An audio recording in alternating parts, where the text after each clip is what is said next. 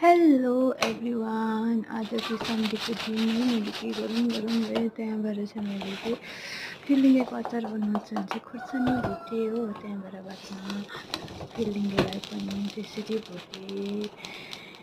तपाईँहरू कसैलाई मनपर्छ फिलिङ्गेको अचार कमेन्ट गर्नु होला है। त्यहाँबाट फर्सीको बिहा पनि थियो, त्यसलाई पनि भुटेँ। त्यहाँबाट चाहिँ सेलाइकन चाहिँ त्यहाँबाट चाहिँ खोर्सानीलाई पिसेँ हो। खोर्सानी